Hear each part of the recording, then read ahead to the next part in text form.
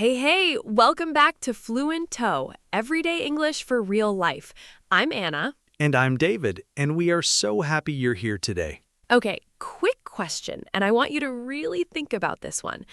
Imagine you're at a party, or maybe in a cafe, and someone walks up to you and says, "So, what do you like to do for fun?" Oh, the classic question. Right? Simple question, but do you freeze? Does your brain just go completely blank? Because that used to happen to me all the time. Someone would ask me something like that, and I'd be like, I watch TV? And then the conversation just dies. Awkward silence, you look at your shoes. You suddenly become very interested in your coffee cup. If that sounds familiar, you are in the right place.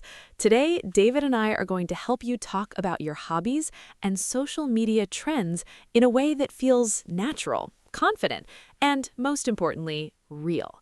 No more frozen brain, no more awkward silences. Let's do this. So, David, before we get into the actual phrases and vocabulary, let's talk about why this is hard for so many learners. Yeah, I think a lot of people know how to answer this question in their head, in their own language, but when it comes to English, it's like the words disappear. Exactly. And I think there are two big reasons for that. Number one, people feel like they need a perfect answer, like, oh, my hobby has to sound impressive. Right, like I play the violin and I speak 5 languages and I also run marathons on weekends. Yes, nobody is asking for your CV. They just want to know you a little better. And the second reason? The second reason is vocabulary. People know what they want to say, but they don't know how to say it in English. Like maybe you love watching short videos on your phone, but do you know how to describe that in a casual, natural way? And that's the thing. Casual English is actually different from the English you learn in a textbook, right? So different. In real life, nobody says, "My recreational activities consist of outdoor pursuits and digital media consumption." Nobody says that, ever. Nobody. You just say, "I love hiking, and honestly, I spend way too much time on TikTok." And immediately people smile, they relate, the conversation opens up. So today, that's exactly what we're practicing. Easy, warm, natural phrases that make conversations flow. Let's start with hobbies. Okay, Anna, let's keep this simple first. If someone asks you, do you have any hobbies? What's the most natural way to answer? So a few really common and natural ways to start are, "I'm really into." For example, "I'm really into cooking lately," or "I'm really into learning new languages," which, yes, is very relevant for all of you watching. I'm really into. I love that phrase. It means you enjoy something, right? You're interested in it. Exactly. And it sounds enthusiastic, but not too formal. Another great one is, "I've been getting into." Ooh, this one is nice. I've been getting into means you recently started something, right? Yes. So you could say, "I've been getting into photography lately. I just bought my first camera." Or, "I've been getting into yoga. I started about 3 months ago." It gives the listener context, too. It tells them, this is new and exciting for me. And one more, very simple, very casual. "I'm kind of obsessed with baking right now. I make bread every weekend." I'm kind of obsessed with this video game. I can't stop playing it. Now, obsessed sounds like a strong word, right? But in real English conversation, it just means you love something a lot. It's not negative. It's actually very friendly and relatable. It makes people feel like you're passionate, and passion is interesting. It makes people want to ask more questions. Okay, David, I want to teach our viewers something really important here. There are two types of answers in a conversation. I call them the dead end and the open door. Ooh, I haven't heard you explain it this way before. Go on. So imagine someone asks you, "What do you like to do in your free time?" A dead-end answer is something like, "I watch movies." Full stop. Nothing else. And then silence. The other person has to think of another question. Exactly. But an open door answer, it invites the other person in. It sounds like this. "I really love watching movies, especially thrillers. I actually saw an amazing one last week. Have you seen anything good lately? See, now there are so many places the conversation can go. Right. You shared a detail, you showed some personality, and then you invited them to talk too. And that is the secret to a great conversation. It's not just about what you say, it's about creating space for the other person. So whenever you talk about a hobby, try to add one small detail. What kind, when, why you love it, and then ask the other person something. Okay, let's try a little role play. I'll be the person asking, and Anna will show how to give a good open-door answer. Perfect. Ready. Hey, Anna, so what do you like doing when you're not working? Oh, honestly, I've been really into hiking lately. Like, I just started going to the trails outside the city on weekends. It's so good for your head, you know? Do you ever do anything like that, like outdoor stuff? Oh yeah, I love being outside. I usually go cycling, actually. No way, that's so cool. How long have you been doing that? And just like that, we have a real conversation going. Neither of us said anything extraordinary, but we used detail, enthusiasm, and we asked back. Those three things will take any conversation to the next level. Try to pause and practice that in the comments below. Write your own open-door answer to what do you like doing in your free time. We will actually read them. We love reading what you write. Okay, let's also look at some useful vocabulary for talking about hobbies. These are phrases you'll hear all the time in natural English. First, I got into it because. This explains how you started. Like, I got into running because I wanted to feel healthier. Or, I got into painting because I was stressed at work and needed something creative. This one is great because it tells a little story, and people love stories.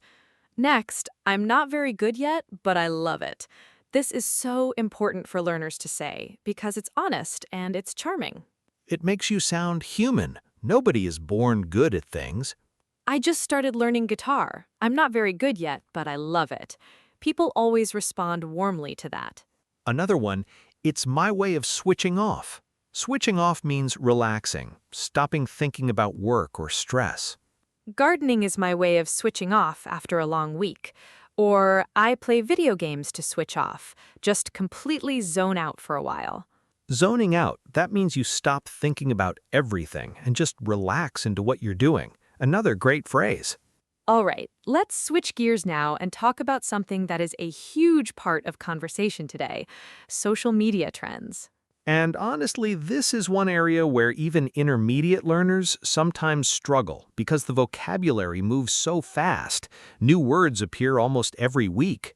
Right, but there are some phrases that stay useful for a long time, and those are the ones we're going to focus on today. So, the most common situation is you want to mention something you saw online, maybe a video, a challenge, a meme, a sound. How do you bring that up naturally? The most natural ways to start are, have you seen that thing on, for example, have you seen that thing going around on Instagram? Or have you seen that trend on TikTok where people do... Simple, casual, totally natural. Another one, did you catch that video that went viral? Went viral? That means it spread very quickly all over the internet. Millions of people saw it. That video went viral overnight. By morning, everyone was talking about it. And one more. Everyone is doing this challenge right now. The word challenge in social media English means a specific activity that people copy and share, like a cooking challenge, a dance challenge, a fitness challenge. Okay, so once you bring up a trend, how do you actually describe it? Because sometimes people might not know what you're talking about. Great point. Here are some really helpful phrases for explaining a trend. It's basically where people film themselves trying a recipe and then react to it. Basically is such a useful word. It means, let me simplify this for you. It started with one person and then it just kind of blew up. Blew up, that means it became very popular very quickly. You can also say, it's everywhere right now, meaning you cannot scroll through social media without seeing it. Or it started as a joke, but now it's a whole thing. That describes so many trends perfectly. And just a reminder, a whole thing, this just means it became very popular, very serious, very big, even if it started small or silly. Now, what about reacting? Because in real conversation, when someone tells you about a trend, you need to react naturally, not just, oh, interesting. Yes, please don't do that. Here are some natural reactions. Oh my gosh, I've seen that. I can't stop watching those. This is enthusiastic and relatable. Wait, really? I hadn't heard of that. What is it? This is perfect when you genuinely don't know something. It's honest and it opens the conversation. I don't really get it, but apparently it's everywhere. This is great when you've seen something but don't fully understand why it's popular. I say this about a lot of trends, honestly. I tried it and it did not go well. This is gold. People love hearing about things that went wrong. It's funny and relatable. Laughter is the fastest way to connect with someone, and laughing at yourself in a light way is actually a very socially intelligent thing to do. Okay, second role play. This time, let's imagine two friends chatting, maybe over lunch. David, you start. Hey, have you been on TikTok lately? There's this trend going around where people cook the most ridiculous combinations of food, like putting peanut butter on pizza, and then they film their face when they eat it. What? No, I haven't seen that. And do they actually like it? Some of them do, and some of them are absolutely horrified. It's so funny to watch. It basically started with one food blogger, and then it just blew up overnight. Okay, now I need to go find these videos. That sounds either amazing or disgusting. Maybe both. Did you notice what happened there? We talked about a trend, described it clearly, reacted naturally, and the whole conversation felt fun and easy. And nobody used complicated vocabulary. Everything was simple and clear, but it still felt totally real. Now, I know some of you might be thinking, but David, I don't use social media very much. What do I do when someone talks about a trend I know nothing about? Such a good point. This happens to everyone, and it actually doesn't matter because honest curiosity is always welcome in a conversation. You can say, I'm honestly not on TikTok much, but that sounds wild. Tell me more. Or, I missed that one. What's the story? The story here just means explain it to me. Tell me what happened. Or even, I feel like I'm always the last to know about these things, which is relatable for literally everyone. Here's the truth. Being curious and asking questions is always better than pretending you know something you don't. People love explaining things they find interesting. Give them the chance. All right, let's do one final longer conversation. This time, we're going to combine everything, hobbies and social media, the way it might naturally come up in real life, like at work or meeting a friend of a friend. Let's say we just met at a friend's birthday party. Go. Hey, you're Sophia's friend, right? I'm David. Yeah, hi, I'm Anna. How do you know Sophia? We used to work together, actually, like 3 years ago now. Do you live around here? Yeah, just a few streets away. I love this neighborhood. There are so many nice little cafes. Do you come to this area much? Not too often, but I should come more. I actually spend most of my weekends outdoors. I've been really into trail running lately. Oh, wow, trail running. That's intense. How long have you been doing that? About a year now. I got into it because a colleague challenged me to a 5K run, and I was absolutely terrible. And then I kind of got obsessed with getting better. Now I can't imagine weekends without it. That's such a great story. The classic, I'm bad at this, now I love it. Exactly. What about you? Do you do anything active, or... I'm not really a runner. I tried it once and my knees said a very firm no. But I've been getting into yoga lately. Just online classes at home, nothing fancy. It's my way of switching off after a long week. Oh, that's so good. Online classes are great. Have you found any good teachers? Yes, there's this woman, she has a YouTube channel, and her videos are so calm and clear. She actually went viral a few months ago because of this one video she did about morning routines. Have you seen anything like that go around recently? Actually, yeah. My sister was telling me about a trend where people are doing these really extreme morning routines, like waking up at 4 in the morning, cold showers, the whole thing. Oh, I've seen that. I don't get it at all. Like 4 a.m.? I love sleep too much. Totally. I watched about 3 of those videos and decided I was very happy with my normal morning. Right? Some trends are more inspirational to watch than to actually do. And scene. And did you catch all of that? Let's quickly recap what we just used. I've been really into trail running, hobby starter phrase. I got into it because, explaining how you started. It's my way of switching off, expressing why you love it. She went viral a few months ago, introducing a social media moment.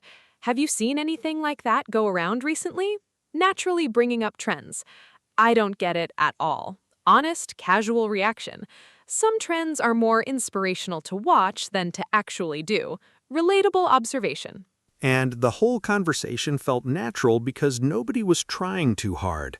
Short sentences, honest reactions, genuine curiosity. Okay, we want to leave you with a little cheat sheet of the best phrases from today. Grab a notebook if you have one. Or pause the video and screenshot this, we don't mind. Talking about hobbies. Situation. Natural phrase. What you enjoy. I'm really into. Something new. I've been getting into. You love it deeply. I'm kind of obsessed with. How you started. I got into it because. Why you love it. It's my way of switching off. Being honest about skill. I'm not very good yet, but I love it. Talking about social media trends. Situation. Bringing up a trend. Have you seen that thing on? Saying it spread fast. It went viral overnight. Explaining a trend. It's basically where people. Saying it got big. It just blew up. Positive reaction. I can't stop watching these. Honest confusion. I don't really get it, but apparently it's everywhere. When you missed it, I feel like I'm always the last to know about these things. And that is a wrap on today's episode. You did amazing just by watching all the way to the end. Seriously, that matters. Before you go, we have a challenge for you. And yes, it's a Fluento challenge, not a TikTok challenge. Although maybe both. Here it is. In the comments below, write one sentence using one of today's phrases. For example, I've been getting into photography lately. Or that meme went viral and I still don't get it. Just one sentence, that's it. It sounds small, but actually writing it in English, that's when it becomes yours. That's when it sticks. And we genuinely love reading your comments. Sometimes you make us laugh. Sometimes you teach us things. The Fluentto community is honestly the best part of making this show. And if today's video helped you even a little, please give it a thumbs up. It really helps other learners find this channel. And if you're new here, welcome. Hit that subscribe button and turn on notifications because we post new episodes every day. Next episode, we're talking about how to handle those really awkward moments in English conversations, like when you don't understand something and you don't want to say, "What?" 5 times in a row. So relatable. I have lived that moment many, many times. You don't want to miss it. Until then, keep practicing, keep going, and remember, Every conversation is a step forward. We'll see you next time.